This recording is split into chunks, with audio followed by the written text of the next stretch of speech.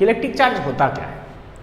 तो बच्चों आपको मैं बता दूं कि इलेक्ट्रिक चार्ज वो प्रॉपर्टी है जो किसी बॉडी पे डेवलप हो जाती है, जिसकी वजह से वो किसी दूसरी बॉडी को अट्रैक्ट करने की पावर डेवलप कर लेता है। ठीक है, तो है क्या कि मेन वो कह सकते हैं कि इलेक्ट्रिक चार्ज जब किसी बॉडी पर डेवलप हो जाता है तो वो दूसरी बॉडी पे एक इलेक्ट्रिक फोर्स लगा सकती है। ठीक है, चार्ज डेवलप करने का जो बेसिक फंडा है वो क्या है, इलेक्ट्रॉनों का ट्रांसफर करना। अभी हम बहुत डीप चर्चा करेंगे इस पे। तो चार्ज को बेसिकली आपने देखा होगा, घर में भी आपने एग्जांपल के तौर पर ऐसे डेवलप किया होगा। क्या किया होगा, आपने कोई पेन लिया होगा, ऐसे हेयर्स में रब किया होगा। हेयर्स में रब करने के बाद अगर पेपर के छोटे छोटे पीस, बहुत छोटे छोटे पीस हैं या बहुत छोटे छोटे पार्टिकल्स हैं, उनके पास अगर आप ऐसे रब करने के बाद लेके जाएंगे तो ये क्या करता है, उन पीसेस को अट्रैक्ट कर लेता है। क्यों अट्रैक्ट करने लगा, पहले तो अट्रैक्ट नहीं कर रहा था, नॉर्मल पेन ऐसे लेके जाओ कोई अट्रैक्शन नहीं, बट रब करने के बाद लेकर जाओ अट्रैक्शन होने लगा, छोटे छोटे पार्टिकल्स को अट्रैक्ट कर रहा। क्यों, क्योंकि इसमें चार्ज आ गया है। ठीक है, तो चार्ज बेसिकली क्यों डेवलप होता है, due to transfer of electron. ठीक है, ट्रांसफर ऑफ इलेक्ट्रॉन। अब बच्चों इलेक्ट्रॉन, प्रोटॉन, न्यूट्रॉन, इन सब के बारे में तो आपको पता होगा कि ये फंडामेंटल पार्टिकल्स हैं। पता है ना कि सारे जो सब्सटेंस हैं, जो सारा सब्सटेंस, कोई भी सब्सटेंस, चाहे पेन है, चाहे बोर्ड है, चाहे मार्कर है, चाहे इंक है, या कुछ भी सब्सटेंस है। ठीक है, और उन सब्सटेंस का जो एटम है, सब्सटेंस किससे मिल बने हैं, एटम से, और एटम्स के सेंटर पे न्यूक्लियस होता है, जिसको हम लोग, जिसके अंदर क्या होते हैं, न्यूट्रॉन होते हैं, प्रोटॉन होते हैं, और इलेक्ट्रॉन इसके चारों तरफ चक्कर लगाते हैं। ये फंडामेंटल पार्टिकल्स हैं, न्यूट्रॉन, प्रोटॉन और इलेक्ट्रॉन। ठीक है, आपको पता होना चाहिए बेसिकली हर बॉडी क्या है, न्यूट्रल है। नॉर्मली हर चीज क्या है, न्यूट्रल है, हर एटम न्यूट्रल है बेसिकली। क्यों, क्योंकि किसी भी एटम में जितने प्रोटॉन होते हैं, ठीक है, उतने ही उसके चारों तरफ इलेक्ट्रॉन चक्कर लगाते हैं। जितने प्रोटॉन उतने इलेक्ट्रॉन, अगर 4 प्रोटॉन हैं तो 4 इलेक्ट्रॉन, और एक इलेक्ट्रॉन पे चार्ज कितना होता है, तो एक इलेक्ट्रॉन पे निगेटिव चार्ज होता है 1.6 इंटू 10⁻⁻19 कूलम का, और एक प्रोटॉन पे कितना चार्ज होता है, ये होता है प्लस 1.6 इंटू 10⁻⁻19 कूलम। अच्छा, तो इसका मतलब ये हुआ कि जितना प्रोटॉन पे पॉजिटिव चार्ज है उतना ही एक इलेक्ट्रॉन पे निगेटिव चार्ज है। तो अगर किसी बॉडी में जितने प्रोटॉन हैं, अगर उसमें उतने ही इलेक्ट्रॉन हो गए तो नेट चार्ज कितना हो गया, 0। क्यों, जितना पॉजिटिव उतना ही निगेटिव, जितना प्रोटॉन उतना ही इलेक्ट्रॉन, तो नेट चार्ज कितना हो जाएगा, 0। तो ध्यान रखेंगे, नॉर्मल किसी एटम का, किसी सब्सटेंस का, सबका नेट चार्ज क्या होता है, 0 होता है। फिर चार्ज डेवलप कैसे होता है, भाई जो इलेक्ट्रॉन है ये क्या है, ये ऑर्बिट में चारों तरफ रिवॉल्व करते रहते हैं। अगर हम कोई ऐसी व्यवस्था कर दें, व्यवस्था का मतलब उसको एनर्जी दे दें इलेक्ट्रॉन को, जिससे कि वो जिस न्यूक्लियस के चारों तरफ घूम रहा है, क्योंकि हमको पता है ना, अगर इलेक्ट्रॉन किसी न्यूक्लियस के चारों तरफ घूम रहे हैं तो क्यों घूम रहे हैं, क्योंकि अंदर है पॉजिटिव चार्ज और इलेक्ट्रॉन के पास है अपना निगेटिव चार्ज, तो प्लस माइनस में होता है बच्चों अट्रैक्शन, और वो अट्रैक्शन फोर्स इलेक्ट्रॉन को घूमने के लिए एक सेंट्रीपिटल फोर्स देता है। मतलब ये हुआ कि बिना सेंट्रीपिटल फोर्स के हमको पता है कि कोई भी ऑब्जेक्ट सर्कुलर मोशन परफॉर्म नहीं कर सकता। अगर कोई भी बॉडी सर्कुलर मोशन करे तो उसको कुछ ना कुछ सेंट्रीपिटल फोर्स मिलता है ना। तो इसी तरीके से जब इलेक्ट्रॉन चारों तरफ घूम रहे न्यूक्लियस के, तो इनको सेंट्रीपिटल फोर्स मिलता है किससे, न्यूक्लियस के पॉजिटिव चार्ज से। तो ऐसे ही सारे इलेक्ट्रॉनों को एक सेंट्रीपिटल फोर्स मिल रहा, बट ये देखा गया कि जो आउटर मोस्ट के इलेक्ट्रॉन हैं, अगर उनको हम इतनी एनर्जी दे दें और तो उस एनर्जी को पाकर इलेक्ट्रॉन बाहर निकल सकते हैं। क्यों, क्योंकि वो अट्रैक्शन फोर्स जो न्यूक्लियस और इलेक्ट्रॉन के बीच लग रहा था उसको ब्रेक कर सकते हैं, तोड़ सकते हो, तोड़ के बाहर चले जाएंगे। बाहर चले जाएंगे, सिंपल सी बात, अगर किसी भी एटम से, मान लो ये एटम आपको दिख रहा है, यहाँ पे 4 प्रोटॉन है और 4 इलेक्ट्रॉन है, मान लिया इससे एक इलेक्ट्रॉन चला गया, तो इलेक्ट्रॉन जाएगा तो अपना निगेटिव चार्ज लेकर जाएगा ना भाई, ऐसा तो नहीं निगेटिव वाला चार्ज छोड़कर जाएगा, वो लेकर जाएगा। शुरुआत में इसमें क्या था, जितने प्रोटॉन थे उतने ही इलेक्ट्रॉन थे। मतलब इनिशियली अगर हम बात करें, मान लो इसी की बात करते हैं जिसमें 4 प्रोटॉन थे, तो 4 प्रोटॉन और प्लस 4 इलेक्ट्रॉन थे, तो नेट चार्ज कितना था, ये कितना होगा 4 इंटू प्रोटॉन का चार्ज, प्रोटॉन का कितना है प्लस है 1.6 इंटू 10 की power minus 19 plus 4 into charge of electron, electron का चार्ज कितना है माइनस 1.6 10 की पावर माइनस 19। ठीक है, ये बच्चों बेसिकली हम किसकी बात कर रहे हैं, हम बेरिलियम की बात कर रहे हैं, है ना 49 बेरिलियम।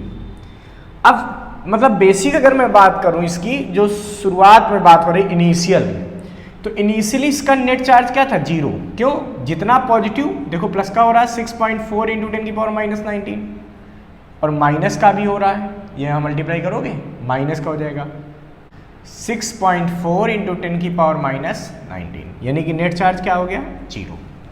तो इनिशियली इसमें नेट चार्ज 0 था, बट जैसे ही इसका एक इलेक्ट्रॉन बाहर निकल जाएगा, अब इस पे नेट चार्ज कितना आ जाएगा सोचो, प्लस वाला तो इतना ही रहेगा, माइनस वाला केवल 3 इलेक्ट्रॉनों का बचेगा, एक तो चला गया। तो इसका मतलब इस पे कैसा चार्ज आ जाएगा, तो इस पे पॉजिटिव चार्ज आ जाएगा, है ना, इस पे कैसे चार्ज आ जाएगा पॉजिटिव, क्यों, क्योंकि इलेक्ट्रॉन निकल गए। ठीक है, तो अगर हम एक इलेक्ट्रॉन रिमूव कर दें, तो after removing 1 electron net charge कितना बचेगा बताओ, इसका क्या बचेगा बताओ, ये बचेगा भाई 4, इसमें प्रोटॉन है वो तो ऐसे रहेंगे, क्यों, क्योंकि प्रोटॉन को चेंज किए नहीं, 4 प्रोटॉन का चार्ज प्लस 3 इलेक्ट्रॉन का चार्ज, क्योंकि एक तो चला गया। इसको जब आप सॉल्व करोगे तो क्या निकलेगा बताओ, 4 इंटू प्लस का 1.6 10 की power minus 19 plus 3 into 1.6 into 10 की पावर माइनस 19, वो भी कैसा माइनस का, यानी कि टोटल ही आ जाएगा हमारे पास प्लस का 1.6 10 की पावर माइनस 19 कूलम। इसका मतलब अगर किसी भी एटम से जब एक इलेक्ट्रॉन निकल जाता है तो उस पर एक ही इलेक्ट्रॉन का पॉजिटिव चार्ज डेवलप हो जाता है। ठीक है, और ये इलेक्ट्रॉन अगर यहाँ कोई दूसरा एटम है उसके पास चला जाए तो वो एटम कैसा हो जाएगा, वो निगेटिव चार्ज हो जाएगा। सपोज करो यहाँ क्लोरीन होता तो क्लोरीन इसको कैप्चर कर लेता तुरंत, जब कैप्चर करता तो क्लोरीन कैसा हो जाता, निगेटिव हो जाता। कहने का मतलब ये है कि जो इलेक्ट्रॉनों को देता है वो पॉजिटिव चार्ज हो जाता है, जो इलेक्ट्रॉनों को एक्स्ट्रा इलेक्ट्रॉनों को ले लेता है, कैप्चर कर लेता है, वो कैसा हो जाता है, निगेटिव चार्ज हो जाता है। क्योंकि जनरली हर बॉडी क्या है, न्यूट्रल है, जैसे पेन है न्यूट्रल है, बट अगर इसको कहीं से इलेक्ट्रॉन मिल जाएंगे तो कैसा हो जाएगा, निगेटिव। अगर इसने किसी को इलेक्ट्रॉन दे दिए तो ये कैसा हो जाएगा, पॉजिटिव। ठीक है, तो पहले हमको ये पता होना चाहिए, मतलब इलेक्ट्रॉनों का जाना मतलब पॉजिटिव चार्ज होना, और इलेक्ट्रॉनों का कहीं से आना, किसी पे अगर एक्स्ट्रा इलेक्ट्रॉन आ जाए, एक्सेस में इलेक्ट्रॉन हो जाए तो वो निगेटिव चार्ज हो जाता है। ठीक है, मतलब हम कह सकते हैं कि excess of electron negative charge की निशानी है। किसकी है, निगेटिव चार्ज। और डिफिशियंसी ऑफ इलेक्ट्रॉन,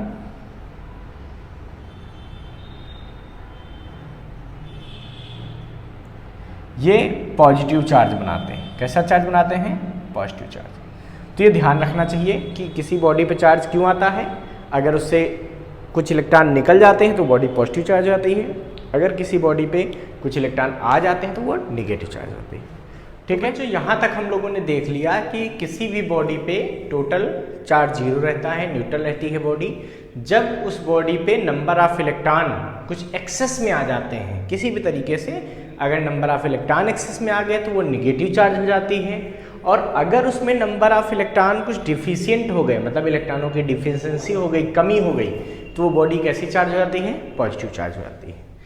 इसका मतलब ये हुआ कि निगेटिव चार्ज ये बताता है एक्सेस ऑफ इलेक्ट्रॉन, है ना, एक्सेस ऑफ इलेक्ट्रॉन, और पॉजिटिव चार्ज बॉडी ये बताती है बच्चों deficiency of electron.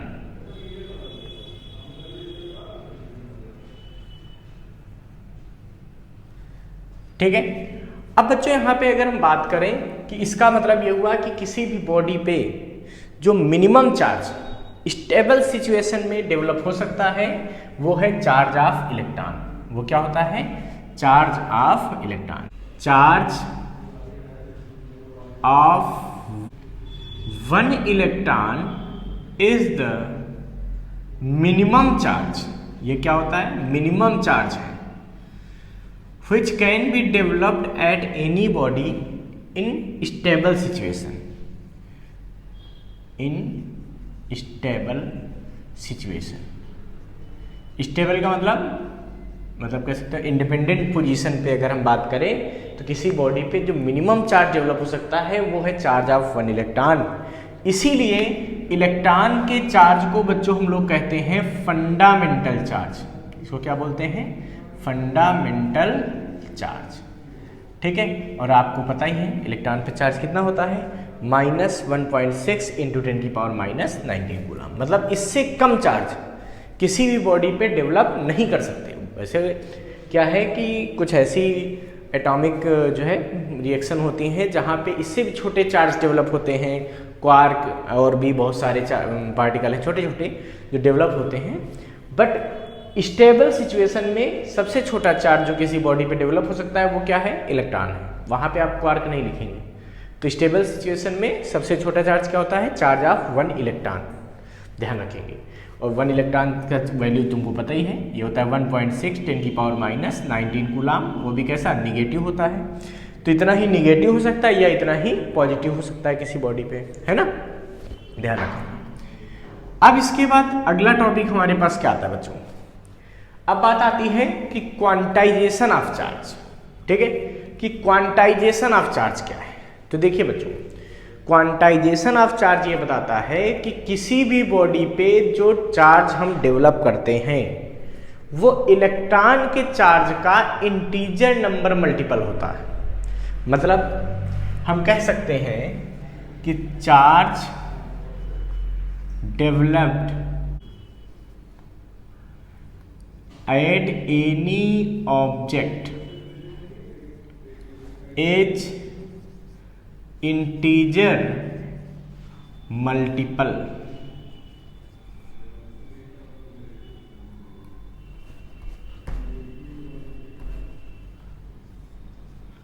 of charge of electron।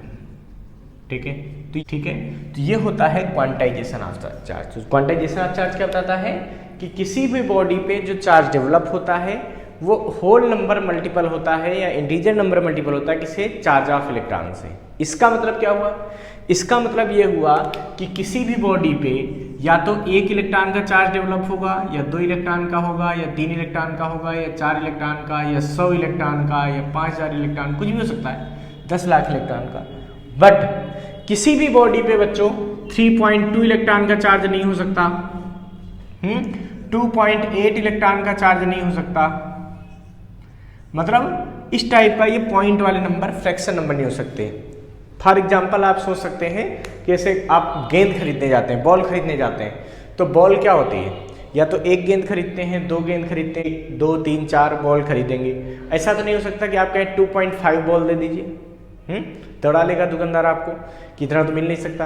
तो फिक्स अमाउंट है कि एक बॉल मिनिमम, फिर 2 बॉल, 4 बॉल, 10 बॉल, इस तरीके से आप खरीद सकते हैं। उसी तरीके से किसी बॉडी पे जो चार्ज डेवलप होता है वो या तो इलेक्ट्रॉन के चार्ज का 1 टाइम या 2 टाइम या 3 टाइम या कुछ भी हो सकता है। मतलब 5000, 10,000, 10 लाख कुछ भी हो सकता है।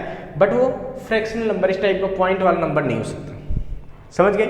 मतलब 2.8 इलेक्ट्रॉन का चार्ज नहीं जा सकता है। कभी आप ऐसा नहीं सोच सकते कि 10.5 इलेक्ट्रॉन के चार्ज इसको दे देते, नहीं। या तो आप 10 का दीजिए या आप 11 का दीजिए किसी बॉडी को। ठीक है, उससे फ्रैक्शन में ये नंबर ऑफ इलेक्ट्रॉन के नहीं हो सकता, ध्यान रखेंगे।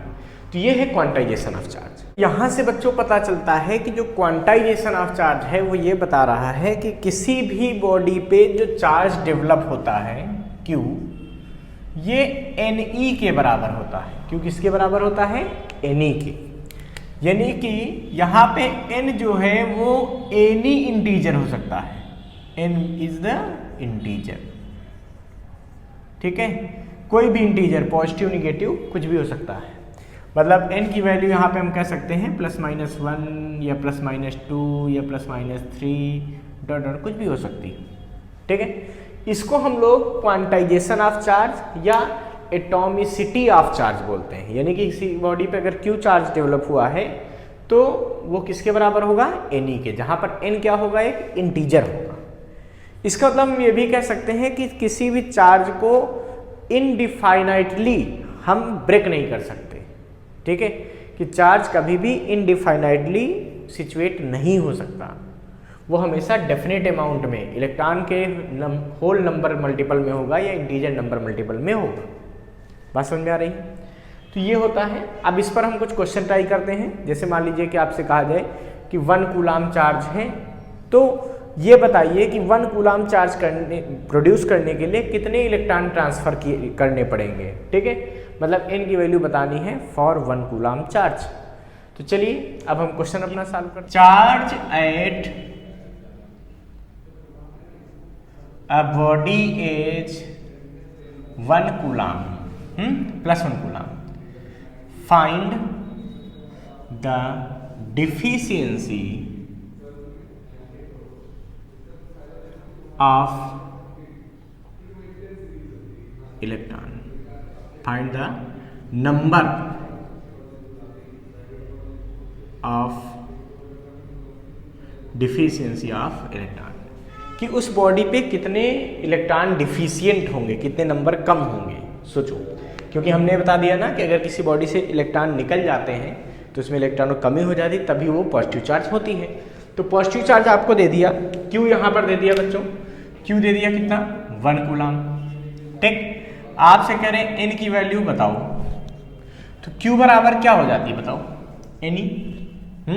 तो n बराबर क्या हो जाता है, q/e। n = q, q की वैल्यू 1 और e की वैल्यू, इलेक्ट्रॉन का चार्ज हमको पता है, फिक्स होता है 1.6 10⁻⁻⁹। जब इसको आप सॉल्व करते हैं तो बचेगा 6.25 × 10⁻18 electron. So the deficiency of electron will be of number 6.25 × 10⁻18। तो इतने इलेक्ट्रॉन जब उसमें कम होंगे तब जाके 1 कूलाम चार्ज उस पर आएगा पॉजिटिव का। सोचो, 1 कूलाम को डेवलप करने के लिए कितने ज़्यादा इलेक्ट्रॉन निकालने पड़ते हैं? पूरे वर्ल्ड की पॉपुलेशन 10⁹ है और निकालने कितने इलेक्ट्रॉन, 10⁻18 के टर्म में, कितने ज़्यादा हो गए हैं। लेकिन ये सही है कि पता नहीं चलता कि 1 कूलाम चार्ज, हम तो सोचते बस 1 कूलाम चार्ज है, जबकि रियलिटी क्या है, 1 कूलाम चार्ज के लिए इतने ज़्यादा इलेक्ट्रॉन निकालने पड़ेंगे किसी बॉडी से, तब उसमें 1 कूलाम का चार्ज आए, ठीक है। अब क्वांटाइजेशन ऑफ चार्ज पे एक क्वेश्चन CBSE बोर्ड में भी आया है, तो हम CBSE बोर्ड वाला क्वेश्चन ट्राई करते हैं। तो हमारा अगला क्वेश्चन ये है कि an object has charge of 1 coulomb and gains 5 × 10⁻18 electrons. The net charge on the object becomes, और ये 4 ऑप्शन हमको गिवन है, A -0.8, B +0.8, C 1.8 and D +0.2 coulomb.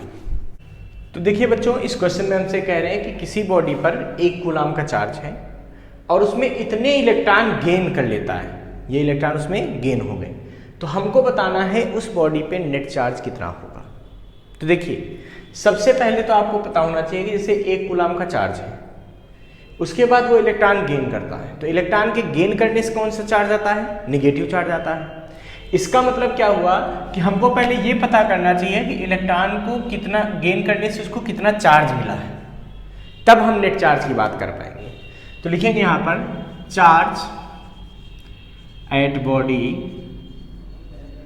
Due to gains of electron, इलेक्ट्रॉनों के गेन्स से कितना उसको चार्ज मिलेगा, इसको हम अगर Q2 कह दें सपोज करो, पहले उस पर Q1 था, Q2 वो चार्ज है जो इलेक्ट्रॉनों के गेन होने से मिलेगा। तो ये कितना होगा, तो बच्चों ये फार्मूला होगा Ne, ये नंबर ऑफ इलेक्ट्रॉन हो जाएंगे n, बट वो कैसा होगा, माइनस में, क्यों, क्योंकि गेन कर रहे हैं इलेक्ट्रॉन, तो निगेटिव चार्ज आएगा, ठीक है। तो Q2 बराबर आएगा -n 5 × 10⁻18, E की वैल्यू 1.6 10⁻⁻19। तो Q2 की वैल्यू यहाँ पे हो जाएगी माइनस का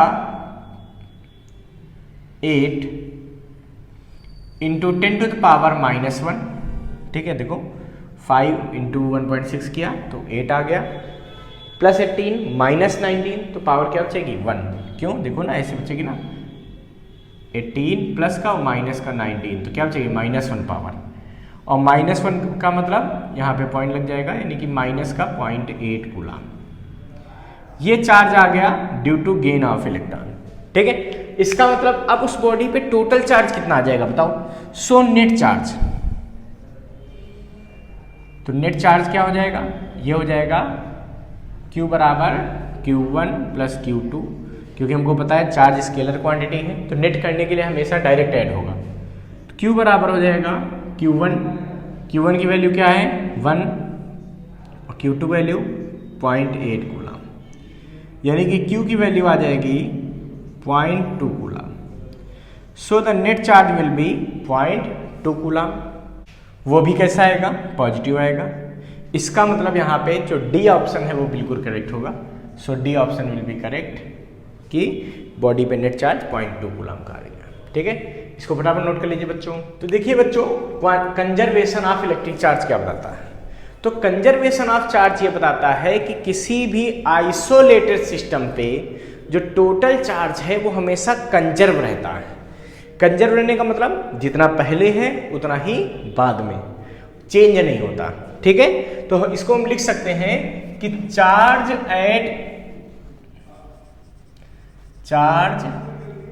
isolated system always conserve, that is initial charge is equal to final charge, ठीक है। तो किसी आइसोलेट सिस्टम पे जो इनिशियल चार्ज होगा उतना ही फाइनल चार्ज होगा। फॉर एग्जाम्पल अगर आप बात करें यहाँ पे, मान लीजिए ये कोई एक सिस्टम है, ठीक है। इसके अंदर मान लीजिए आप कहते हैं कि दो बॉडी लाई कर रही है, ऐसे दो तो है, ये है और ये है, ठीक है। इस पे हम कहते हैं 10 कूलम का चार्ज है, इस पे हम कहते हैं -10 कूलम का चार्ज है, ठीक। अगर हम कहें बच्चों कि हम इसमें कुछ चार्ज इधर उधर कर लेते हैं और बाद में हम कहते हैं कि इस बॉल पे, पहली वाली बॉल पे, ठीक है, इस पे चार्ज आ गया है 20 कूलम का, तो दूसरी वाली पे चार्ज कितना आएगा सोचो। तो बच्चों हमारा जो कंजर्वेशन ऑफ चार्ज है वो क्या बता रहा है, वो बता रहा है कि किसी भी आइसोलेटेड सिस्टम पे टोटल चार्ज हमेशा फिक्स रहता है। तो इस पे पहले टोटल चार्ज कितना है, इनिशियल चार्ज कितना है सोचो। इनिशियल चार्ज इस पे कितना है बताओ, इनिशियल चार्ज। तो आपको पता है ना चार्ज स्केलर क्वांटिटी होती है, तो टोटल निकालने में तो सीधे सीधे जुड़ जाते हैं, यानी कि आ गया 10 - 2 यानी कि 8 कूलम। तो फाइनल चार्ज कितना होगा बताओ, फाइनल चार्ज तो फाइनल चार्ज हो गया है 20, और इसका तो मुझे पता नहीं, ये हमको निकालना है तो हमने मान लिया x, तो 20 + x। अब हमारा ये कंजर्वेशन ऑफ चार्ज क्या कह रहा है, initial charge equal to final charge. इसका मतलब इनिशियल चार्ज यानी कि 8 कूलम और बराबर फाइनल चार्ज, तो क्या आएगा 20 + x, ठीक है। तो x की वैल्यू क्या आएगी -12 कूलम। इसका मतलब इस बॉडी पे कितना चार्ज होना है, -12 कूलम होना चाहिए, ठीक है। ये हमारा आंसर आ गया। तो इस तरीके से आप समझ गए होंगे कि किसी भी आइसोलेटेड सिस्टम के अंदर का जो टोटल चार्ज है वो हमेशा क्या रहता है, फिक्स रहता है, कंजर्व रहता है, ठीक है।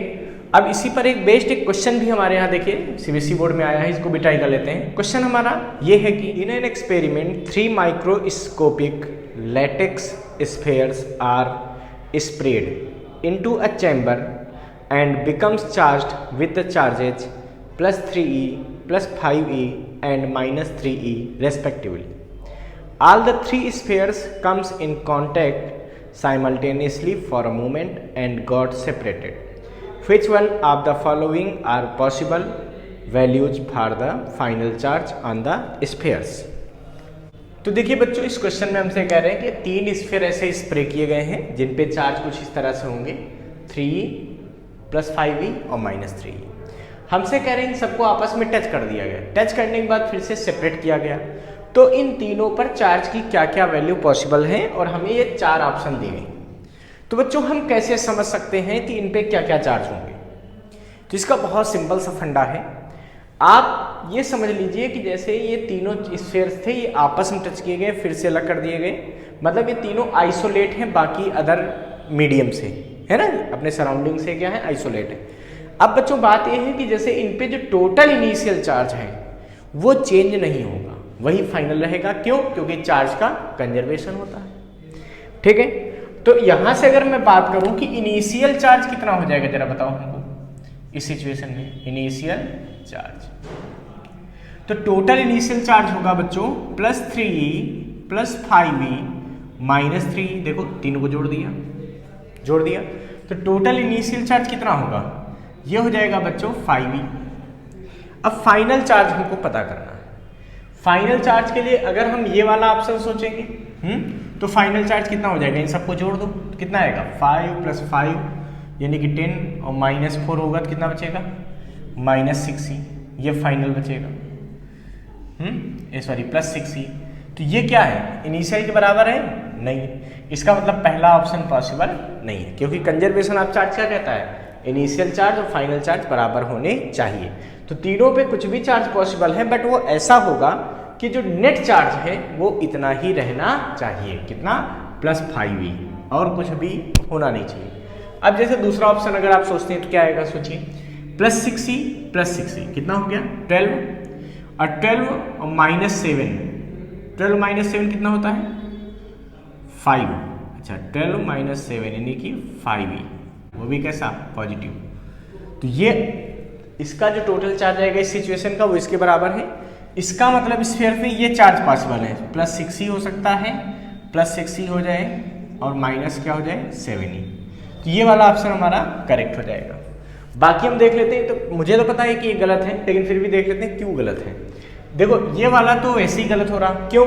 क्योंकि हमने पढ़ रखा है क्वांटाइजेशन ऑफ चार्ज। वो कहता था किसी बॉडी पे चार्ज इलेक्ट्रॉन के चार्ज का होल नंबर मल्टीपल होता है।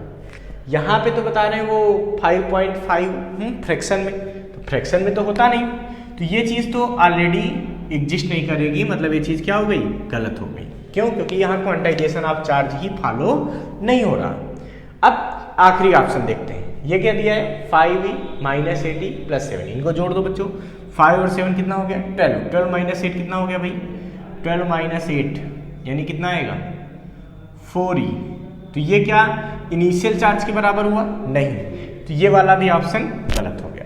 +6e + 6e और -7e। इसको फटाफट नोट कर लीजिए।